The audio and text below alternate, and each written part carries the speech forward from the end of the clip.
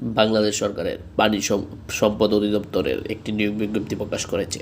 এটি প্রথম পদ হচ্ছে কেচিয়ার, গ্রেড 16, নিবে হচ্ছে 54 জন। এটাতে যারা উচ্চ মাধ্যমিক সার্টিফিকেট বা সমমান পরীক্ষা উত্তীর্ণ তারাই আবেদন করতে পারবেন।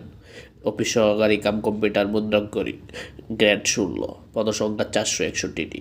ল্যাবরেটরি টেকনিশিয়ান 39টি, স্টোর কিপার 4টি, সহকারী স্টোর কিপার 4টি, ড্রাইভার 49টি, ড্রাইভার ট্রাক্টর 5টি, মিল্কম্যান ড্রাইভার 2টি, ট্রাক ড্রাইভার 6টি এবং ড্রাইভার ট্রলি 4টি, ড্রাইভার লরি 4টি, পিকআপ ড্রাইভার দুইটি, ড্রাইভার পাম্প অপারেটর বা পাম্প চালক 4টি।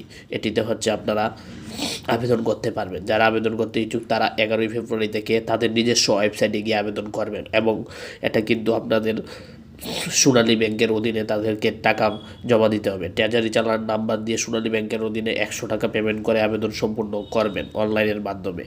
সো যারা আবেদন করতে চান দ্রুত আবেদন করেন। আর যে কোনো চাকরির খবর আমাদের এই পেজে পেয়ে যাবেন। আমাদের সাথেই থাকুন। সকলকেই ধন্যবাদ।